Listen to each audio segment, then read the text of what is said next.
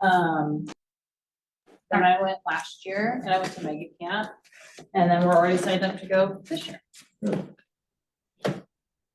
Hi. And it's fun. It is so fun. There's a lot of time with, people from the market center and also from all over that you get to meet. So we're good to go. This will show you if anybody pops online. Otherwise, it's just the two of you Just me today. and you. We're gonna be done by 2. If not, I earlier. got done, what time did we get done yesterday? Like It was early. 1:30. Yeah. I got done at 1:30 yesterday. Just also so you know, when you come here, just stop share and hit end and you're good. Oh. And just exit out of everything. What did I do yesterday? I don't know. I clicked leave the different. Because the Zoom was still going. It's totally fine. It's just in case I don't make it down here in time. So you'll just go stop share. And then when you stop share, it'll bring you to a screen that says end. And that's all. Thank you. All right. Arrivederci. I'm off to go get Oh, some yeah, money. you got to sign too. I gotta go make some money, honey. Sounds good. Yeah, congratulations. Thank you. Well, thank you. The two of you were involved in this. You're welcome. Skip all these things. So I thought of something yesterday that I was gonna ask you. So yesterday we talked about lead generation. So I told you all the ways that I like to lead generate. Before you came into real estate, what were some of the methods that you used to lead generate? Like for mortgages, Mhm. yeah, so it was mostly reaching out to agents. I mean, it was, I did B&I for several years. Liked it and didn't like it, I'd be willing to do maybe another networking group, but it was circle of influence, but Right. so kind of same thing, just a little different because I had to reach out to agents instead of a lot of, open houses or, so it was just mostly trying to, which is easy, not easy, at times, so it's gotta be sometimes right place, right time. Sometimes it's nurturing for a long time, so, yeah. Well, so now you just kind of have to reverse that, right? So now you've got to reach out to Mhm. mortgage lenders that that you already Right. have a good relationship with, and doing the open houses, looking for people for right now business, but then also making sure that every single person in your sphere knows that you've made that transition, Mhm. but at the same time, with all of the knowledge that came from your Mhm. mortgage business. Mhm. So, okay, I just thought I wanted to hear that.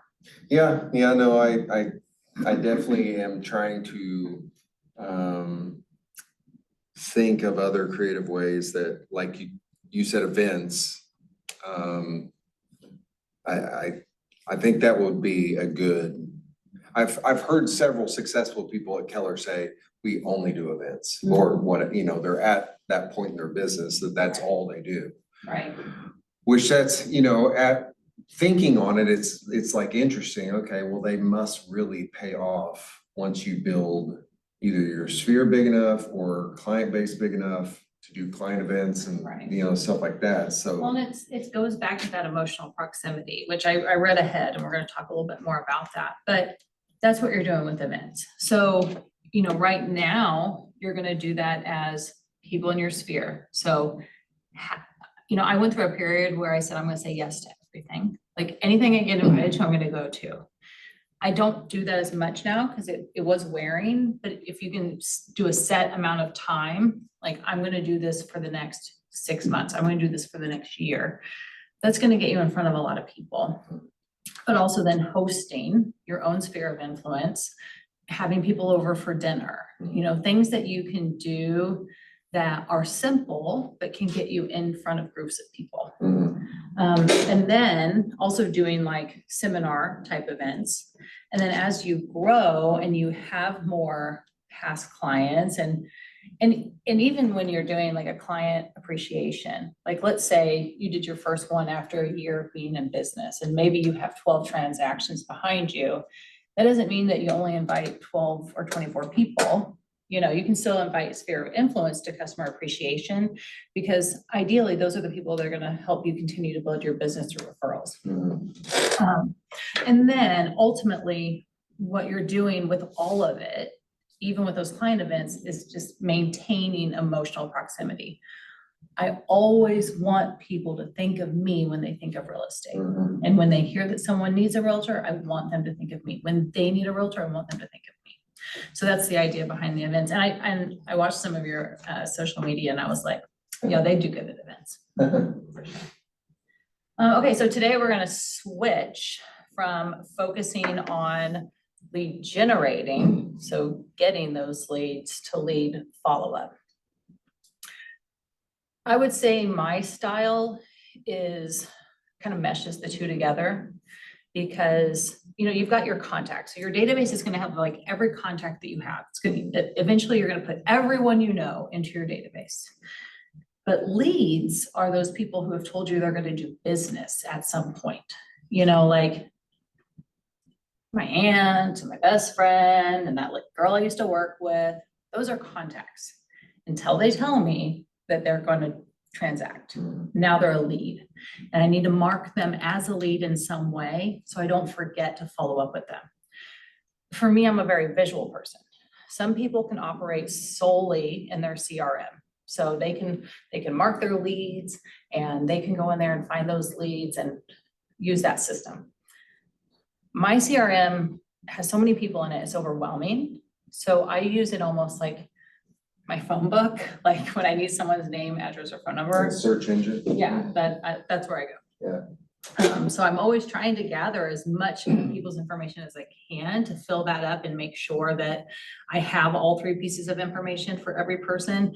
But I also have a spreadsheet that has my next 12 months, like my pipeline. These are people who have actually said they're going to do business.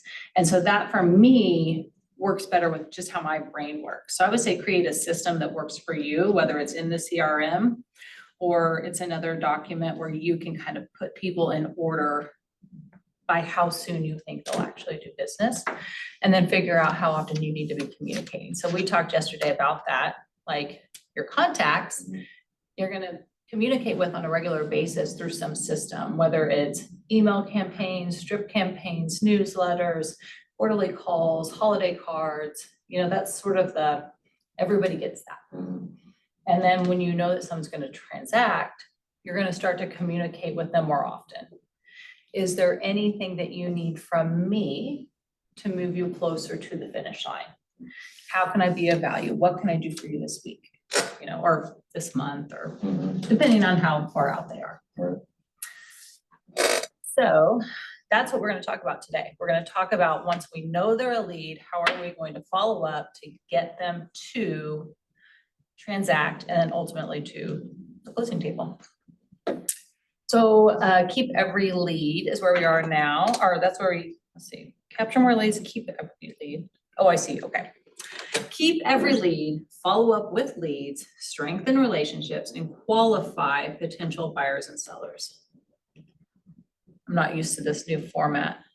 They keep changing everything. I guess that's what, they need to keep their jobs. The corporate office. Let's make the class a little better. Okay, so we saw this chart yesterday where, you're gonna have people who are down at the bottom, like they just moved, and so now you're probably not going to see them make another move for a while. 7 to 10 years, I think that's getting shorter and shorter, don't you? I think so. I think so. That's what I'm I don't saying. know if it's just more like people can't be content because we're just constantly feeding our brain of Yeah, I need social more, I media or need phone better, or I whatever, need- so you just yeah. can't be content where you're at, so you're just kind of looking for the next best Yeah, thing or whatnot, I but mean, I've only been doing this 6 years and I have numerous clients that I have transacted with 2 and 3 times already. So that's just what it feels like to me. yeah, my mortgages before I came here, my first half of this year was a lot of people that bought in like 21, Yeah, maybe even 22, Yeah. and that also I have also wondered, like, is it the being discontent? Or is it because we've just come through this crazy market where, it was just this rush for everyone to move, and then some people gained a lot of equity in that, so they can step up a little sooner. Let's see what this says. Oh, one of the things that it talked about in here was, you know, if I said to you, hey, Brent, I've got this great past client, I'm getting out of the business, I'm gonna pass this person to you. They just closed a year ago on their house, they've just moved in, but I want you to keep in touch with them. You know, we think of that person like, well, they just moved. Like someone came to an open house that I did a few weeks ago, and she said, oh, well, we just sold our house. They just bought a new house. But if you can connect with that person and build a relationship with them, and now knowing what we've just talked about, like it's not really 7 to 10 years, it's more like 3 to 4 years in my mind. That's still somebody who could be considered a good lead. They may not be, I'm not gonna put them on my pipeline, but I'm gonna put them in my database and I'm gonna communicate with them on a regular basis. So it's kind of like changing that mindset around whether or not, where you place the importance of someone. Right. Follow up with a framework, possible business, probable business, and profitable business. So to me, that kind of sounds like, you know, we talked yesterday, I don't know if you were still here. I know that Torian was here, but we talked about like, is somebody cold, lukewarm, or hot? You know, are they gonna do business sometime in the future? Are they gonna do business sometime in the next year? Or are they ready to transact right now? So when you're in command and have you created any opportunities yet? Okay, so when you're creating your opportunities, you know, over on the right-hand column, it tells you your possible business and your probable business. So what it's saying is, as you move someone along in that opportunity through the phases, they're gonna move from possible to probable. So the farther along you get them, so like when I first get them and I've talked to them, that's it. I added them as a contact. Now they're possible business. I schedule an appointment. They're still possible business. They sign paperwork. They're still possible business. I put them under contract. Now they're probable business, and so on. If you aren't first or second in their mind, you probably won't get the business. So there was a statistic in here that said 73% of buyers only contacted one agent. And I think it was 80 something sellers contacted one agent. So almost everybody knows an agent. It's just who is staying top of mind, who is holding mind share inside their brains. Who do they think of when they think of real estate? And so that's our job, is to have them always thinking of us, because if they're only going to call one person, I don't want them to call you, I want them to call me. Right. I want your people to call you. I want my people to call me. Right. We're already at AHAs. Got any AHAs? Not so far. Not so far. You're like, all of this sounds very familiar already. Okay. So have you guys talked at all about 19 to connect, 36 to convert? So this is about touches. This is about the number of touches. So, and I really like this. You know, this is a little bit different format than we saw before, but did you do the business planning clinic that Jen taught? Yes. Okay, so they talked about this there, and they also had that same list that we saw yesterday. We talked about all the different places where you can get leads. And remember how she said, list out the ones you're already doing, and then list 4 more that you could add. So that's kind of what we talked about yesterday with, I've always gotten my business over here, but now I want to grow my business. And I know with what I have over here, I have an average number of transactions per year. If I want to grow my transactions, I've got to consider adding things to my list. And this is kind of the same thing. If I've always, just talked to people 4 times a year, or I've just sent holiday cards to somebody, I'm probably not gaining mind share. And if I want to do that, I've either got to step it up to 19, or I've got to really step it up to 36. So 19 would consist of 4 touches, which would be quarterly calls. So you're going to call everybody 4 times a year. You're going to send out a monthly email or a newsletter 12 times. So that's right there. You've got 16 touches for the year.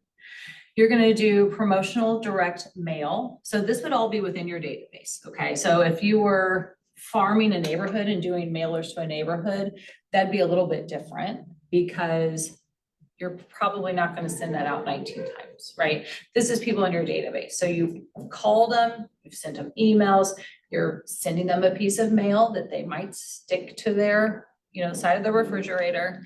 And then you're gonna have one type of an event that's gonna get you face to face in front of people.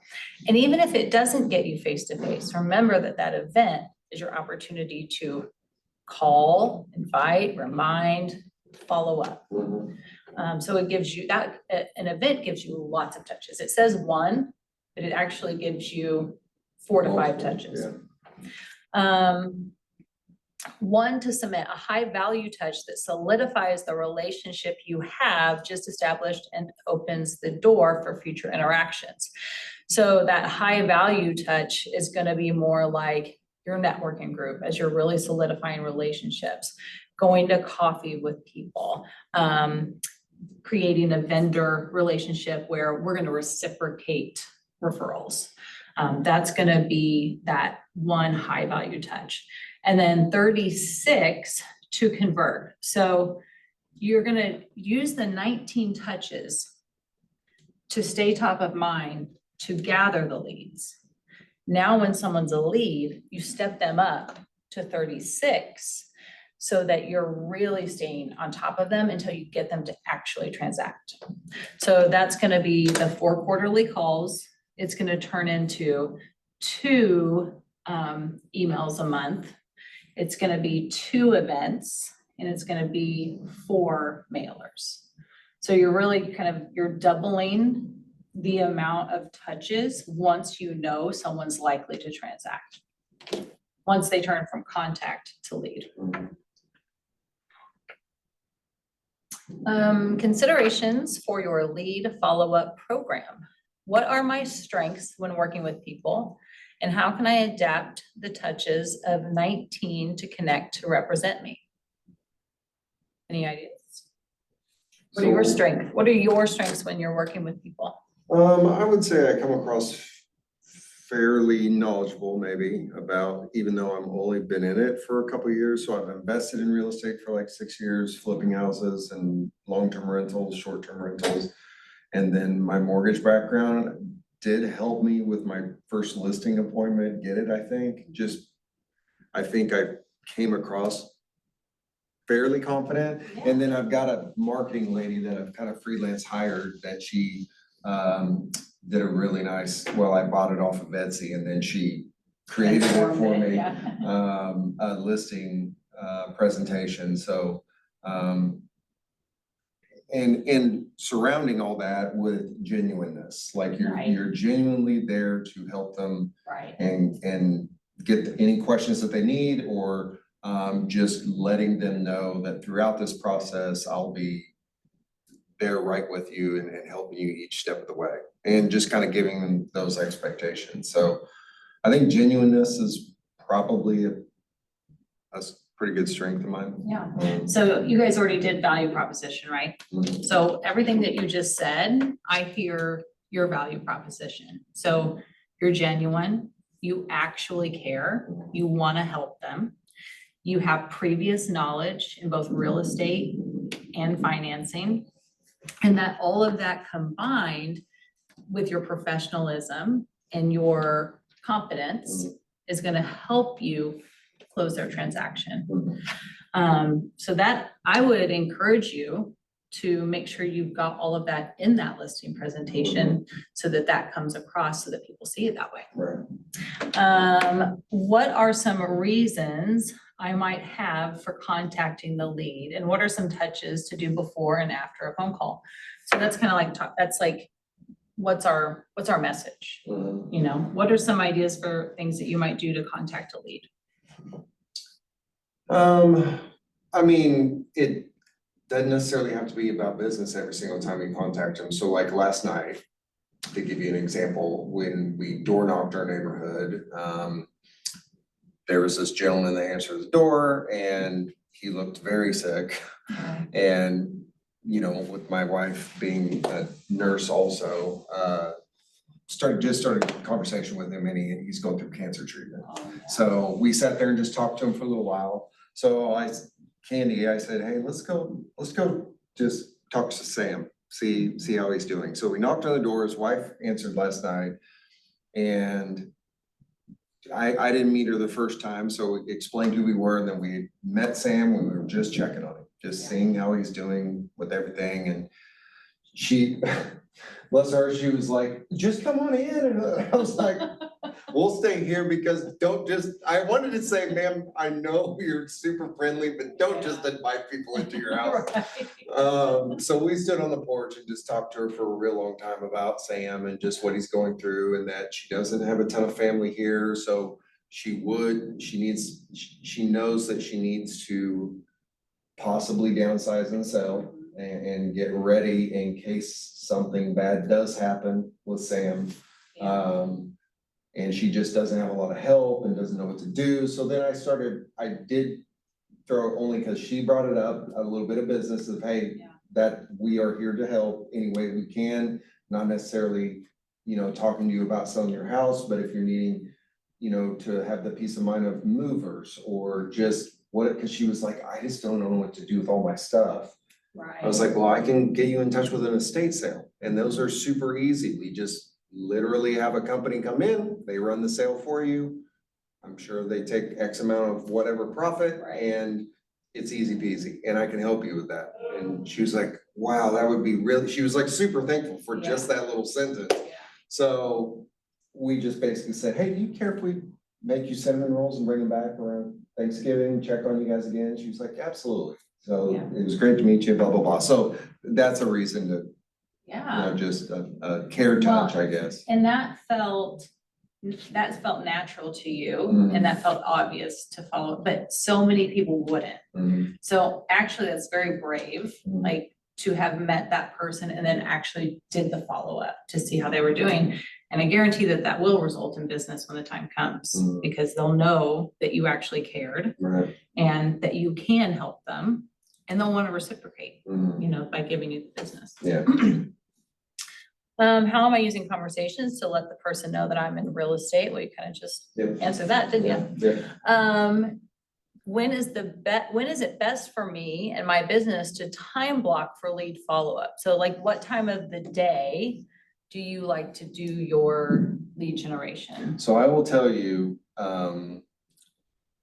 when I just got, I guess, either in real estate when a lot of these programs like Ignite and it literally the week, 2 days before or after I got my license, Bold started, so I just signed up. So that was just like, holy smoke, okay, so we did lead generation during Bold, but then there was like Jen's class and there was James Shaw and then there's Ignite. I did tell Shannon the other day, it does seem like up front right now and it's hard to even just figure it out and say, okay, this time I'm going to call, you know, or touch base with people or do any of the stuff that I know I need to do, but I just don't know where to put it. Like, you know, once I leave here at 2 or 3 or whatever, I'll usually follow up with any calls or texts that I miss. I had a showing this morning on my listing, so I need to follow up with that person. So it's like, by then it's almost 5. It's like, the day's gone. And I will tell you that's what, I mean, that's been my experience for 6 years. That's what real estate is. Every day is almost full of the right now business. But I've also experienced where I've had like 6 under contract at one time and I'm only doing right now business. And what do you think happened after all those closed? I had no business. So then I had to and try to, you know, get new leads to come in. So what I finally figured out works for me, and it doesn't work for everybody. Some people really need to have like 2 hours every day. What I figured out works for me is I take 1 day a week And that's the only thing I'm gonna do until I get it done. So I've got my list, I've got my pipeline, and I'm going to I'm gonna look through that and be like, okay, where are they at? Where are they at in their process as far as like, are we getting closer? Are we still 6 months out? And I'm going to either just send them a text. I'm gonna ask them, what can I do for you now? I'm gonna follow up and say, hey, the last thing you were gonna do was this. How'd that go? What do you wanna do next? And I'm gonna spend a whole day just working through that pipeline. And then I'm gonna, when that's done, I'm gonna set some coffee dates with people. Because I have found that for me and the way my brain works, I need to be focused in on one thing. Because real estate is so much about jumping from thing to thing to thing to thing to thing. It's really hard for me to be jumping all day and get that lead Yeah. generation in. Yeah. So I will tend, like if there's a day of the week, typically for me, it's Monday is my slowest day. So on Mondays, I might stay home instead of coming to the office and just get that done. And then that way, the whole rest of the week, when I'm running around crazy, I don't have to feel bad that I didn't do lead gen because I did it at the front of the week. And then if I have another day that's slow, then I might be able to go be like, well, today I think I'll do some handwritten cards today. Or maybe I need to get started on my Christmas card list. And I can still be making progress, but I don't have to say, okay, I'm gonna put 2 hours on my calendar and then feel guilty when I filled that space with a home inspection, you know? So that is what works for me, but I think everybody's just kind of got to figure out how their brain works and how your life is structured. Yeah, and I know that upfront, being new in my first X amount of months or whatever, and that's what I told Candy, my wife, that I just need to do as many classes as I can because I know it's information that I do need.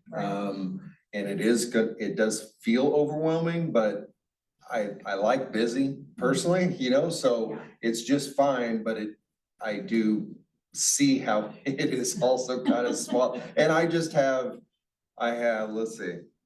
have 2 listings and 1 buyer, and that's it. So it's like, That's also great Yeah. for having just got started right Yeah. before Bold. That's So, good. I mean, there's people that like the whole first year, they don't do anything. 'Cause yeah, they're- so I know at some point it will be way busier than I am right now, so I better figure it out. Yeah, so, exactly. yeah.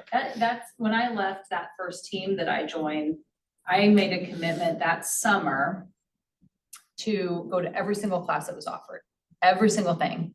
And that really got me into the mindset of being a realtor. So that's what you're doing right now. You're getting into the mindset of, now I'm a realtor and learning the basics of how to build that business. Activity, design your annual 19 to connect touch plan. Oh, I love this. Okay. So 4 calls, texts, or conversations, connect with every lead quarterly, offer something of value, and ask for a referral. So we all know that a good way to manage those calls is that DTD2 system. So calling everybody by letter or texting everybody by letter. The 12, so this even breaks this down. So you could do just 12 newsletters, but you could also break it down into birthday cards, market reports, informational videos, informative emails, and a neighborhood newsletter. So that would, for all of those things would provide value of some kind, but it would also change it up. So they're not just seeing the same thing from you. Sometimes when they're seeing that same thing, all they're really getting is your name. So like, if I send a newsletter every month, not everyone's gonna open it. And the likelihood of them opening it is going to get less and less and less. And I know that because that's how it is for me. When somebody sends me their newsletter, I'm gonna look at it like the first 3 times, and then I'm gonna see it and be like, oh, I'm gonna star this and come back to it. And probably never come back to it. Now, on the one hand, they are still seeing your name. So you're still reminding them that you're in real estate. But if you sent them something different, they'd be like, oh, what's this? Right. So they're gonna be more likely to open it. Right. So I love, on the one hand, I love consistency. On the other hand, I love this idea of giving them different things so they're more likely to actually engage.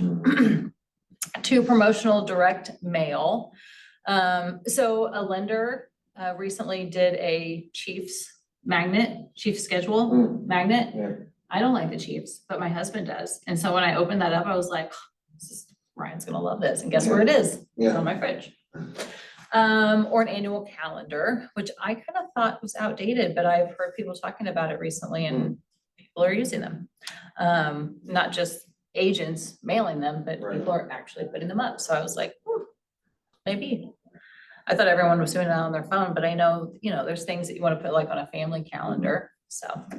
And then one event, so organized neighborhood park cleanup.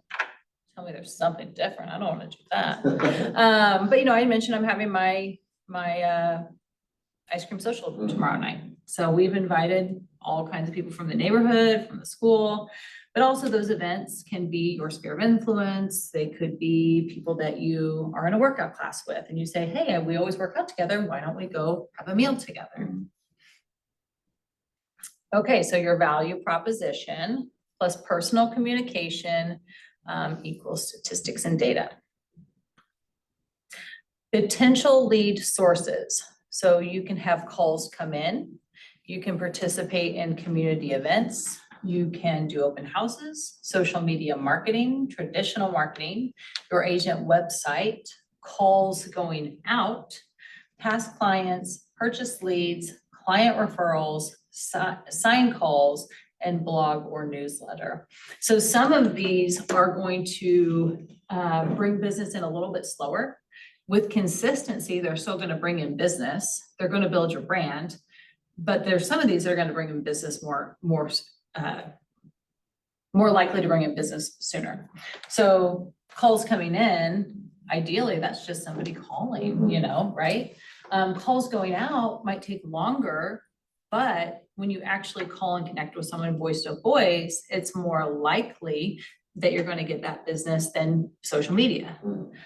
I love when I see like typos and things on these. I'm like, somebody's in charge of this as their job, but there's still typos. We're at. I'm trying to look. Well, I thought In that list? no, I thought I saw one on here, but then I was like, no, my brain's just messing with me.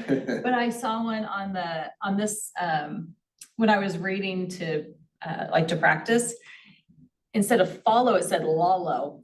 I was like, Who did that? yeah, who did this? I've also seen typos in the books, Mm. but, okay. So let's see. So open houses are more likely to generate right now business. Purchased leads.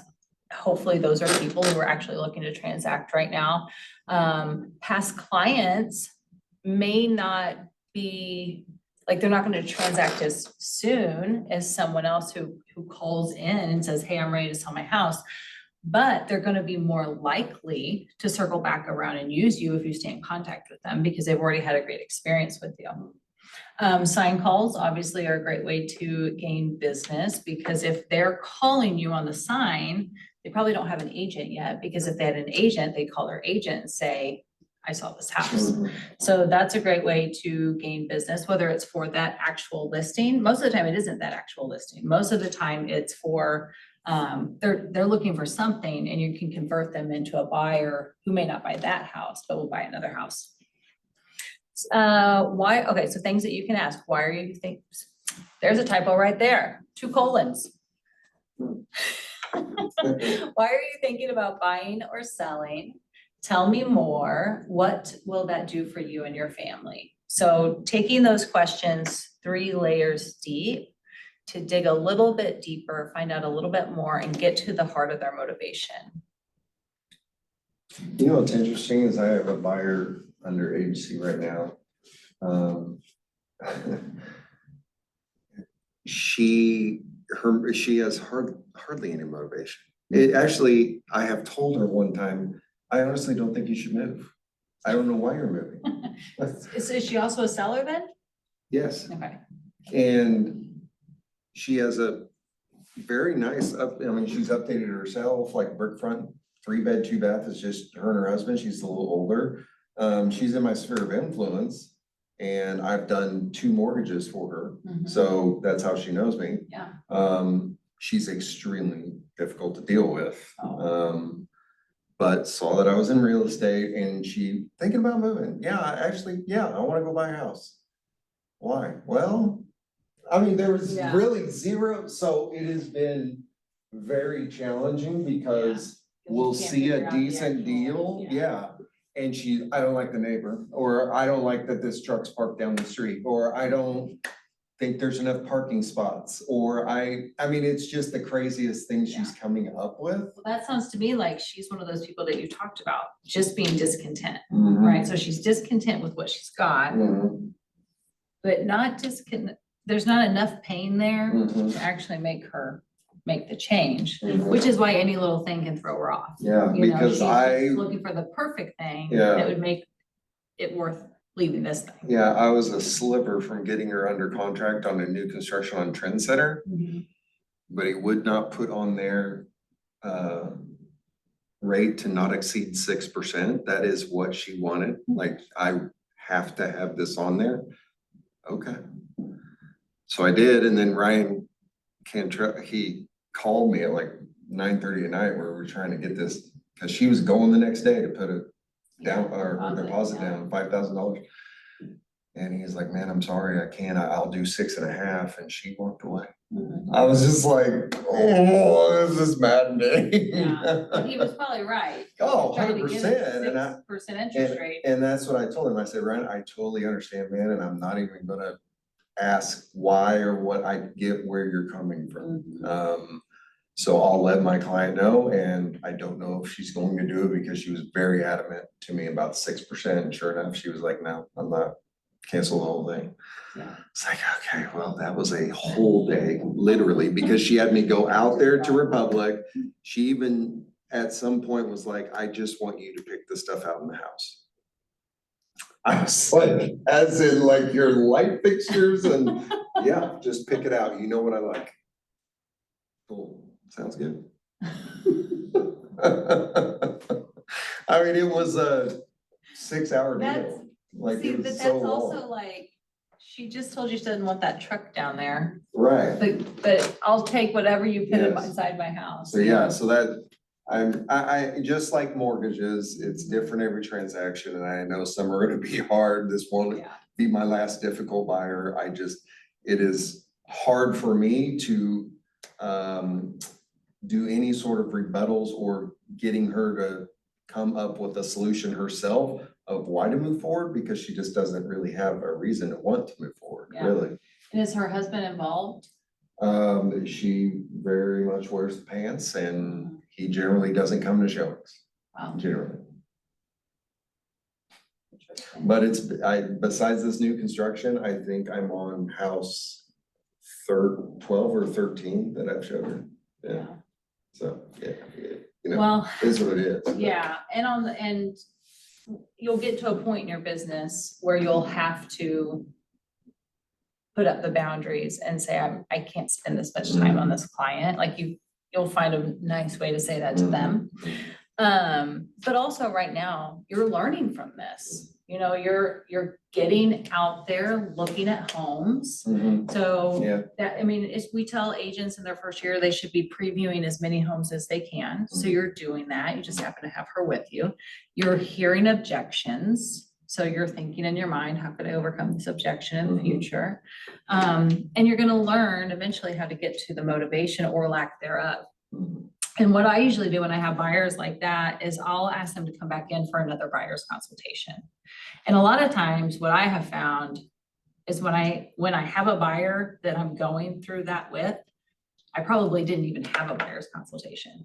I just got pulled into that first showing and then we were off and running. And so whether I had that consultation or I didn't, I've got to circle back and say, we need to sit down again. I want you to come into the office and we're gonna sit down and we're gonna go through and we're gonna talk about what you're looking for again. And we're gonna figure out, I'm gonna figure out what I'm doing wrong. You know, I always put it back on me. I wanna make sure that I'm providing you with a level of service that you're expecting and that I can actually find you the home that you want. So I really need to have you come in and let's go back to the drawing board and let's figure out what we're looking for. And that way you're putting it on you. Mhm. It's not about them. but you can then start to revisit that motivation again. Yeah, she called me this week and was like, what's going on with the interest rates? It's going the wrong way. And so I talked to her about that and what my opinion is, and Yeah.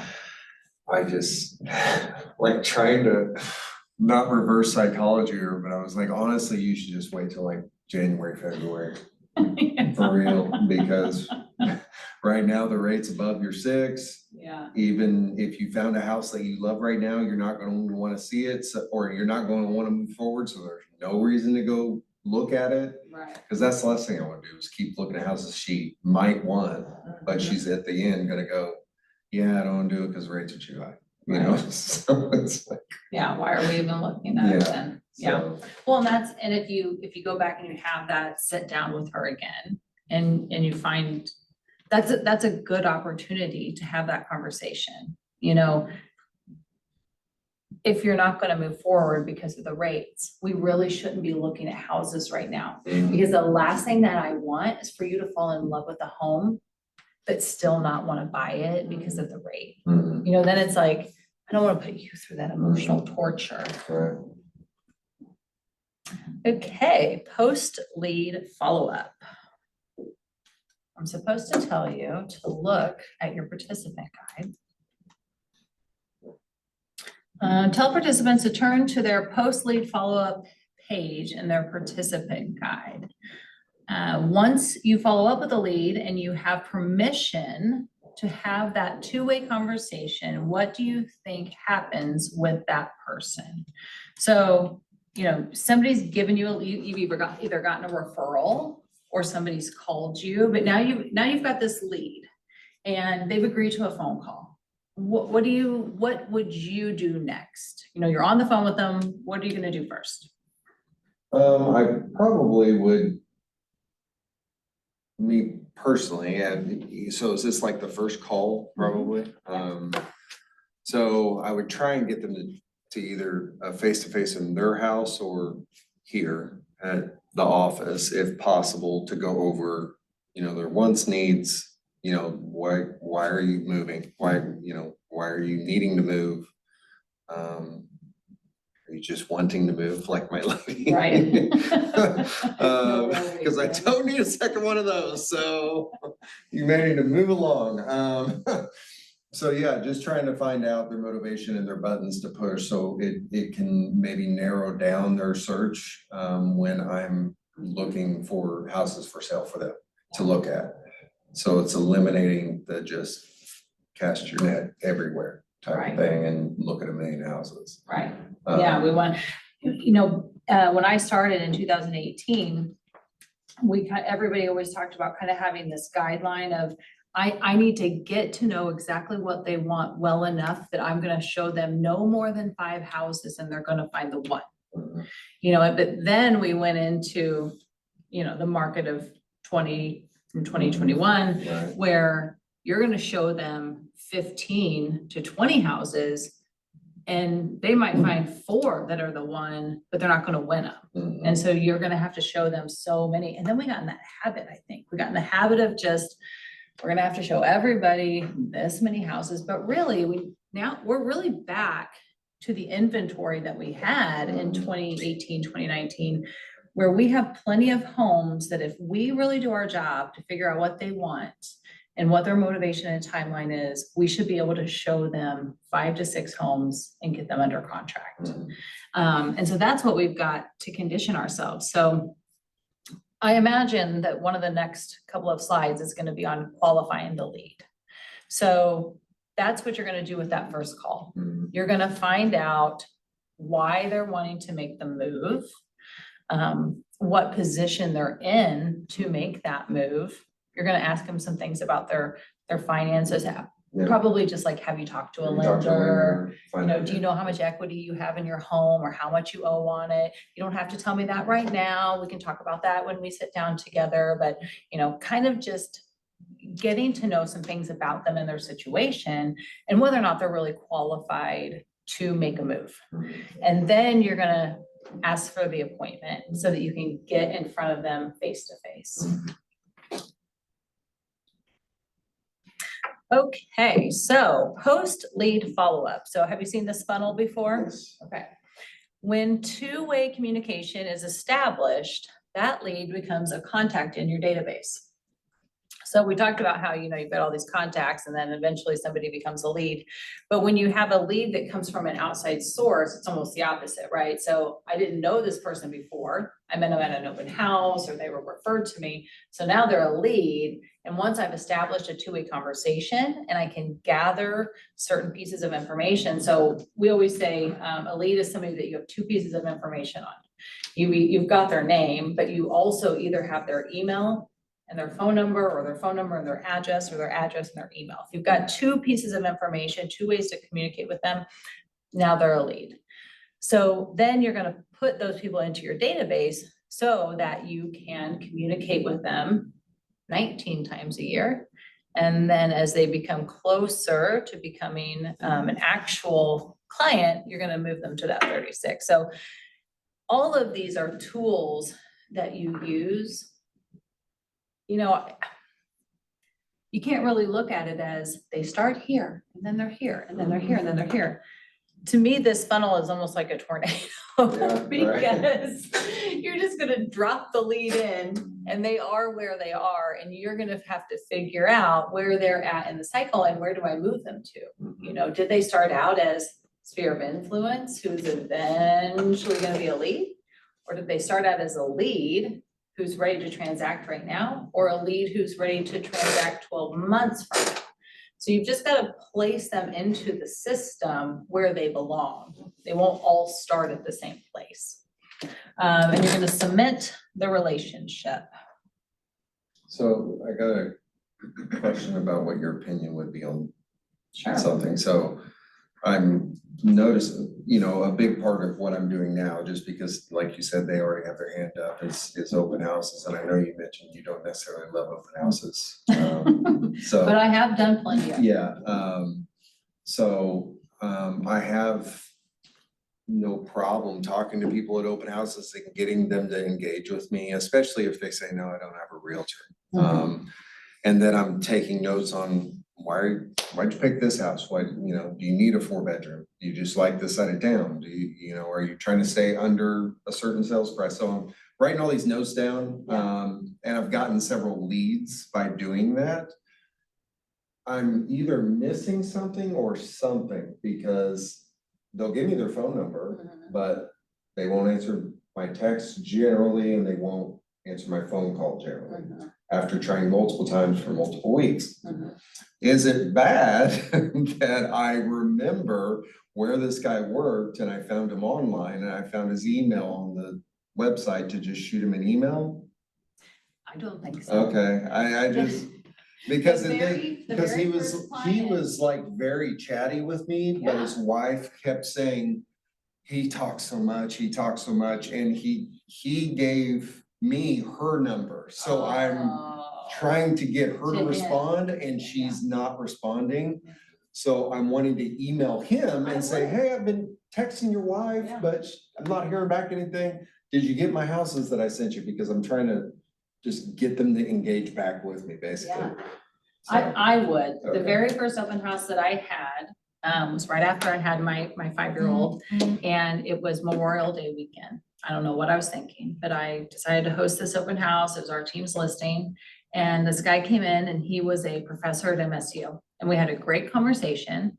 And I actually showed him and his wife a house right after that open house.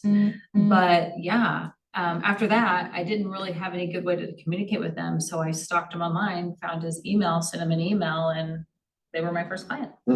So I was gonna ask you, is the that worst the that's gonna norm? happen, right, is that he's not gonna respond. Yeah. Or he's gonna say, we actually decided we're not in the market. I mean, what's the worst that's gonna happen? Yeah. You're not gonna get arrested.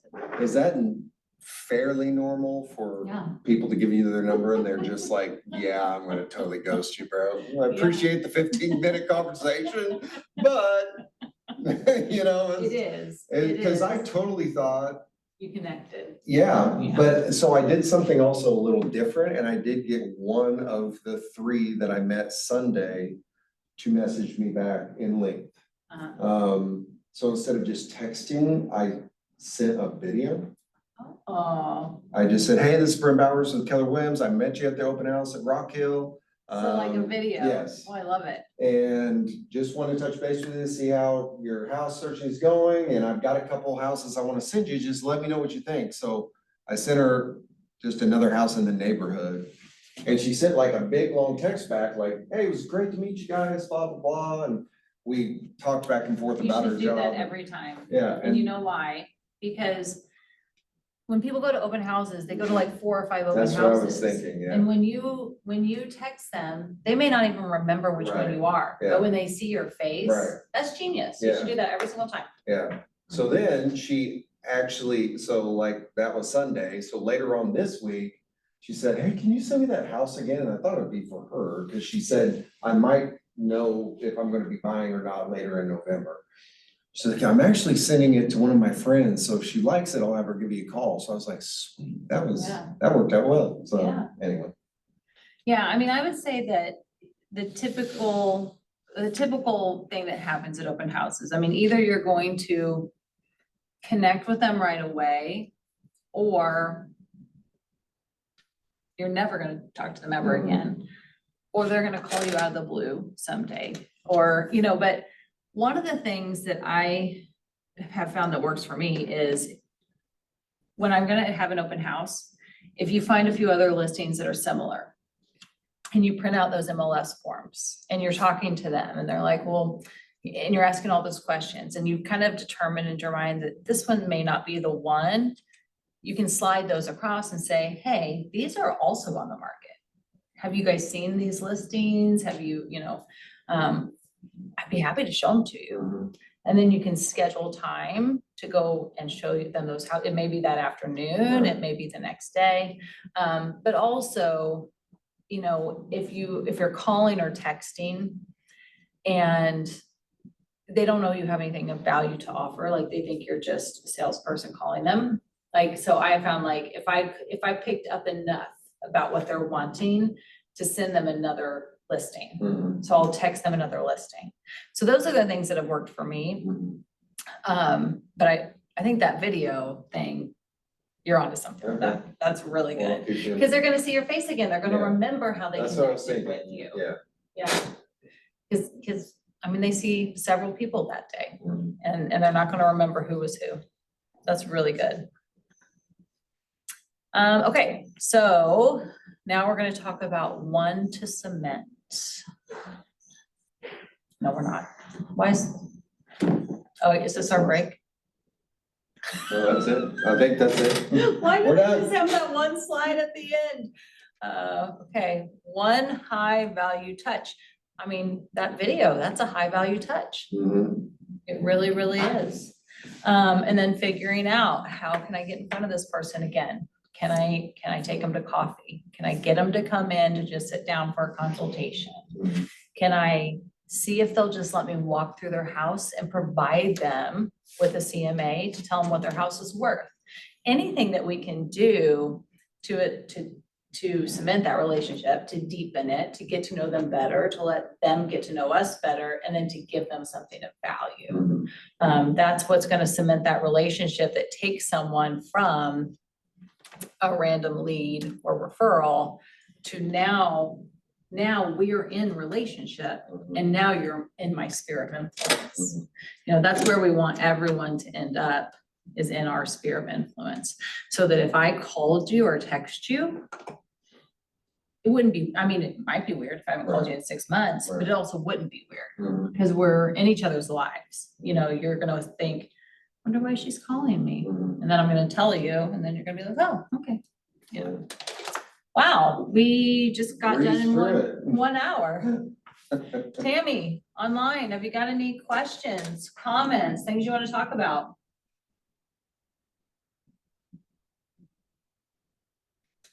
Nope, okay.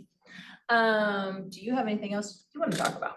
I don't. I'm waiting for Jim to sign my contract. Yeah.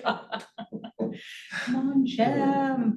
Gotta go see if he's in his office, and if he is, Yeah. tell him, can you do that, please? Sometimes I just reshare it, like send it to him again. Okay. Because sometimes he sees it, he gets distracted. I just send it to him again.